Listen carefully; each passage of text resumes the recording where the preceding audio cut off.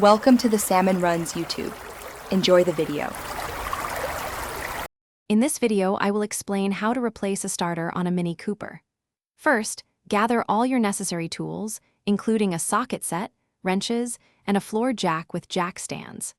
Safety is paramount, so ensure your vehicle is on a level surface and the parking brake is engaged.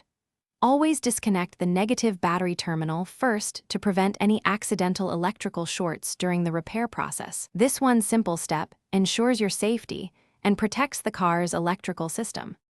Now that your Mini Cooper is safely elevated on jack stands, it's time to gain access to the starter motor.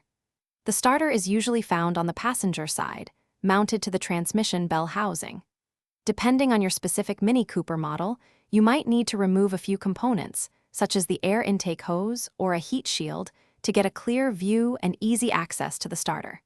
Take your time here to avoid damaging surrounding parts. With clear access, you can now begin removing the old starter. First, disconnect the main battery cable, which is usually a thick wire, and then the smaller solenoid wire.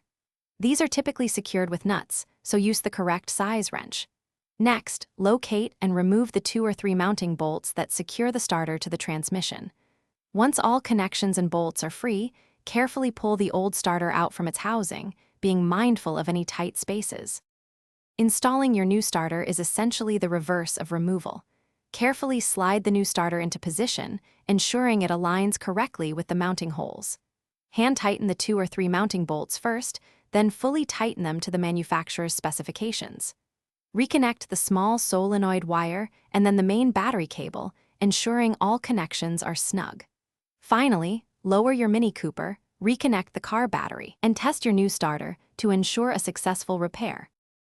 Thanks for watching. Consider subscribing if we helped you.